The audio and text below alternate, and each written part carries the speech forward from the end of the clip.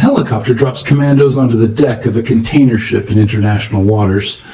A gunboat opens fire on the bridge of a second vessel, tearing through steel and glass. And barely 12 hours earlier, the President of the United States had just extended a ceasefire, calling it a chance for peace. If you're wondering how a ceasefire and a warship seizure happened within the same single day, you're about to understand exactly why this war refuses to actually end, no matter how many times someone tries to declare it over. Let's set the scene properly, because the timing here is not a coincidence, it's the entire story. The night before these seizures happened, Donald Trump announced he was extending the ceasefire with Iran indefinitely, giving Tehran's leadership what he called time to come up with a unified proposal. On the surface, that sounds like exactly the kind of move that should calm things down. A president choosing patience over further escalation, giving diplomacy more runway instead of setting a hard deadline that could collapse into more fighting. But buried inside that same announcement was a second sentence that mattered just as much as the first, one that almost guaranteed this fragile peace wouldn't survive the week. The naval blockade, Trump said, would continue regardless. Think about what that actually means from Tehran's side of the table. You're being told, in the same breath, that the war is technically paused, that there's room now to negotiate, to find a diplomatic path forward, and also that your country's ports remain under active military blockade.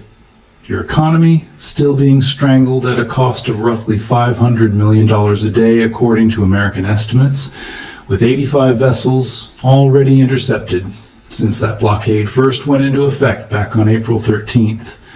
That is not what a ceasefire is supposed to feel like from the receiving end. It's a pause in the shooting wrapped around a continuation of the economic siege, and Iran's leadership wasted no time making clear they saw right through that framing.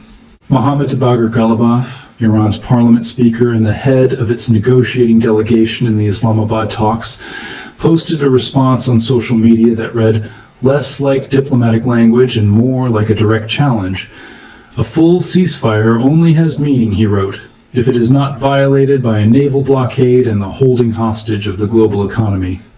Reopening the Strait of Hormuz, he continued, is not possible under a blatant breach of the ceasefire.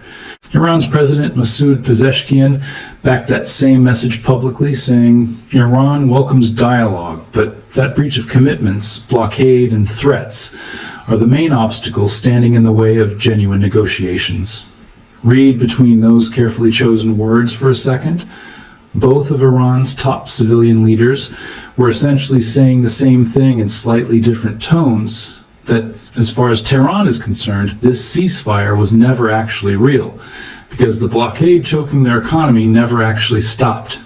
And within 24 hours of that public back and forth, Iran did exactly what it had been signaling it might do. Iranian naval forces launched attacks on 3 separate commercial ships attempting to cross the Strait of Hormuz. 2 of them, the MSC Epaminondas and the MSC Francesca, were fully seized, boarded, and redirected toward Iranian territorial waters. According to global shipping monitors, this marked the very first time Iran had seized vessels since this entire Middle East war erupted back on February 28th.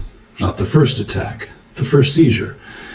That distinction matters because up until this point, Iran's naval activity in these waters had mostly involved disruption, warning shots, and posturing. Physically taking control of 2 international cargo vessels represented a genuine escalation in method, not just intensity. The details of exactly how this played out are worth sitting with for a moment, because they tell you something about how deliberate and organized this operation actually was. According to the IRGC's own account, its naval forces intercepted the 2 vessels as they attempted to cross the strait, accusing them of breaching Iran's blockade of the route, and then directed both ships toward Iranian waters. The master of the 3rd vessel, the one that was attacked but not seized, reported that an IRGC gunboat approached and opened fire directly on the ship, causing what was described as heavy damage to the bridge, the command center of the entire vessel. This wasn't some improvised, chaotic skirmish.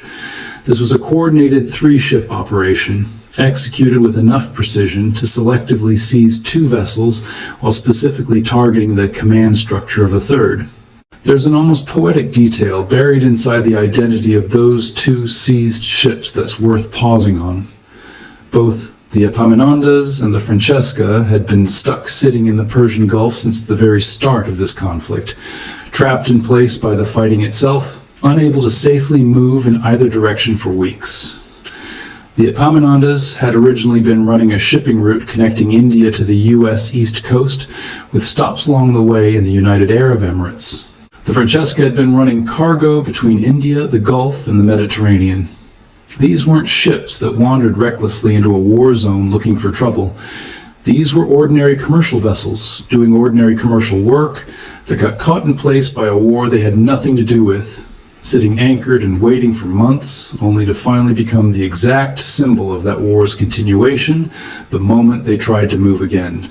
Now widen the lens out from these 2 specific ships, because the ripple effects from this single day of seizures reached far beyond the Gulf itself, into rooms and conversations happening thousands of miles away. Military planners from more than 30 different countries were already gathering at a Royal Air Force base north of London, working to assemble a multinational mission specifically designed to safeguard the Strait of Hormuz, a direct response to just how much global anxiety this waterway's stability now generates. Roughly 20% of the entire world's crude oil and natural gas typically passes through this exact stretch of water. When a choke point responsible for 1/5 of the planet's energy supply becomes genuinely unstable, it stops being a regional Middle East story and becomes something every government with an economy dependent on energy imports has to actively plan around. And that anxiety wasn't staying confined to military planning rooms either. A poll taken around this same period found that 1 in 10 people in the United Kingdom were already stockpiling fuel at home, a strikingly ordinary human response to a geopolitical crisis playing out an ocean and a continent away. Think about what it actually takes for a private citizen in London to start hoarding petrol in their garage because of a shipping dispute happening in the Persian Gulf. That's not a response to news coverage.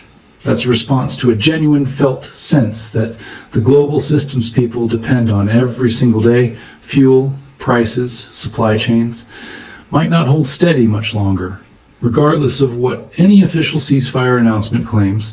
Meanwhile, quietly running in parallel to all of this, sat a completely separate front in this broader regional conflict that most casual observers had already assumed was resolved.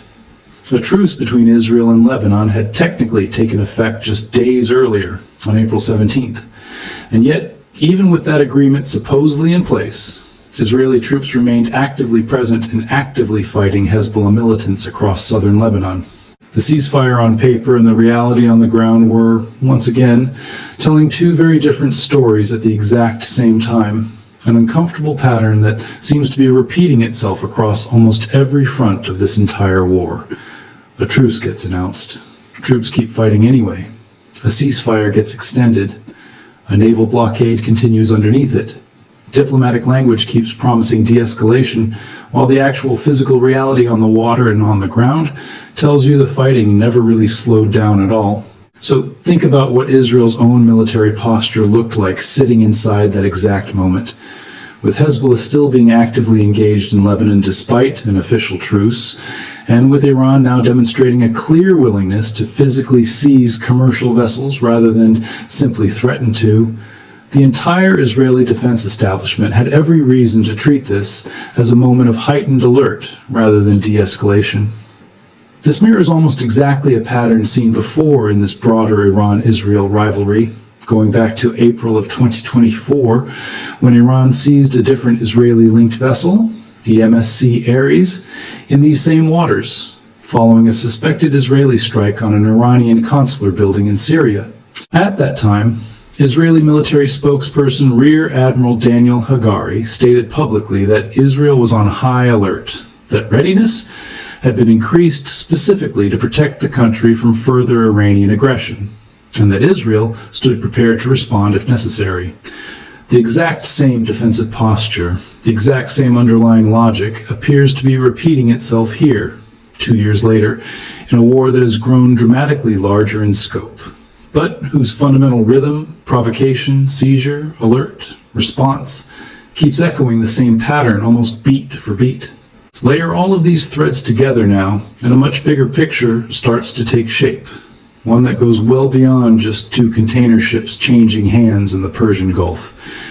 You have an American president extending an olive branch with one hand while keeping an economic chokehold firmly in place with the other.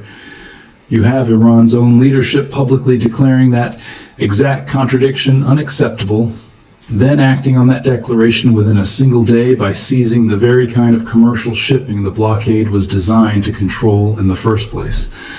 You have more than 30 nations quietly organizing military coordination, specifically because this single waterway has become too important and too unstable to leave unmanaged. You have ordinary citizens in an entirely different country stockpiling fuel in their homes because of anxiety generated by a crisis playing out thousands of miles from their own front door. And you have Israel's military maintaining heightened readiness on a completely separate front, watching a pattern from years earlier repeat itself almost exactly, as if the entire region has learned the choreography of this specific kind of escalation by heart, capable of stepping right back into it whenever the underlying tensions demand it. None of this happened because anyone woke up that morning looking for a fight. It happened because a ceasefire built around continuing an economic blockade was never actually a full ceasefire to begin with, at least not from the perspective of the country whose ports and shipping lanes remained under active military pressure regardless of what the headlines called it.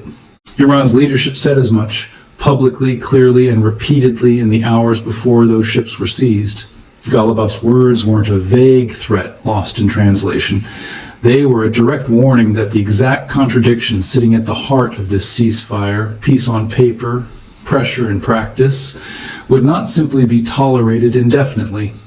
And less than a day later, that warning turned into 2 seized container ships and a third with its bridge shot through, proving that in this particular war, the space between a diplomatic statement and an actual military action has become almost non-existent. So where does that leave things now? The blockade is still running. The ceasefire, at least on paper, is still technically extended. 30-plus nations are still coordinating a response to protect a waterway carrying a fifth of the world's energy supply. Israel remains on alert, watching a familiar pattern replay itself in real time. And somewhere in the Persian Gulf right now, 2 commercial vessels that spent months trapped and waiting for this war to end are instead sitting in Iranian territorial waters, having become, almost by accident, the clearest possible proof that whatever this ceasefire actually is, it is not the kind of peace that stops anyone from reaching for a weapon the very next time they feel like the other side has broken their word first.